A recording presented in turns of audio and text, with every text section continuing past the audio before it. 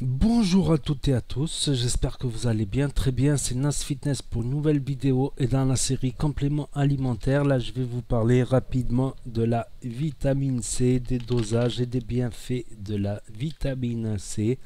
Donc là j'en ai en deux formes, là j'ai forte dose 1000 mg en release, c'est-à-dire diffusion lente, de la marque 21 Century que j'ai acheté sur iHerb. Et là de la vitamine C 500 que j'ai acheté au supermarché. Donc celle-là c'est comment dire, elle est à croquer ou à sucer, à garder, ça fait comme un bonbon en fait. Donc là ils disent le conseil d'utilisation c'est chaque matin un quart de comprimé à sucer ou à croquer. Programme 4 mois à renouveler. C'est où que c'est marqué le dosage? Ah ouais ben c'est 500. C'est 500 mg. Donc si on coupe, ça fait 125 mg le carré, comme ça, le petit, comment dire, le quart, je veux dire. Donc j'en prends un, ça fait pas de mal.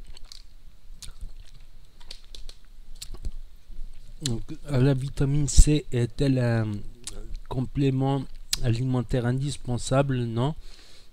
Notre corps n'en fabrique pas, ou en tout cas n'en fabrique plus. Il paraît qu'à une époque on fabriquait nous-mêmes notre vitamine C. Il y a des animaux qui fabriquent eux-mêmes leur vitamine C par des processus chimiques. Nous, on n'en fabrique plus. On en trouve naturellement dans tout ce qui est fruits et légumes également. Et ça peut être bon pour le sport.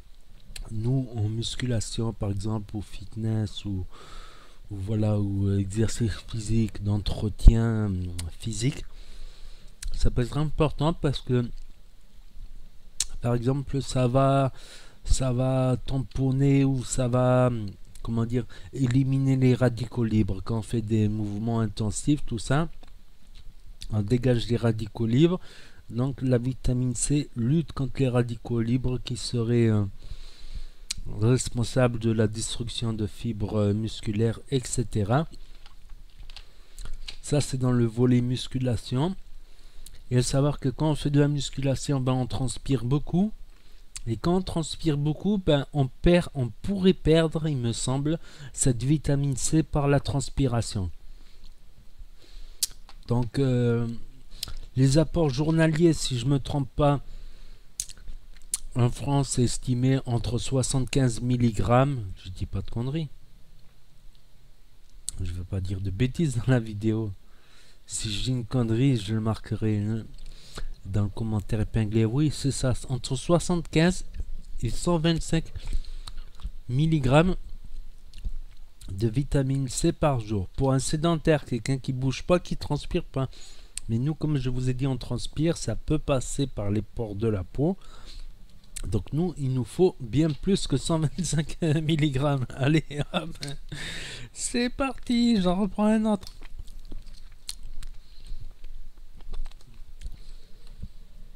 Excusez-moi, là je fais de l'ASMR en même temps.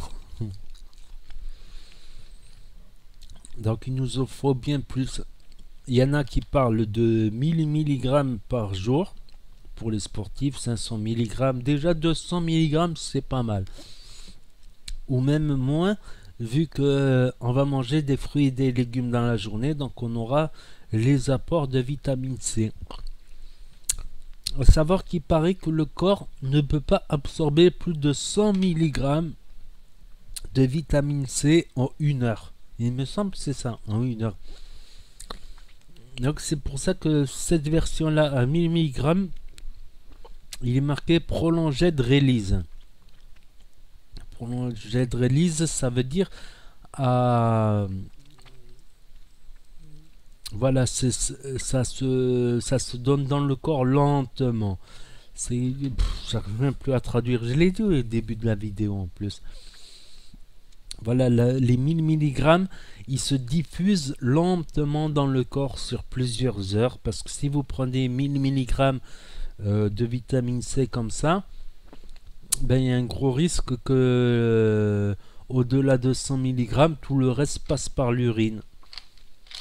Donc ça, c'est, on va dire, un effet retard, comme on dit en médecine. Ça se libère progressivement dans le corps. Donc voilà, comme c'est marqué, c'est un antioxydant. Et aussi, c'est bien pour l'immune support, c'est-à-dire pour lutter contre les grippes, les rhumes, même en prévention pour éviter d'avoir des rhumes. Donc ça peut être assez bien.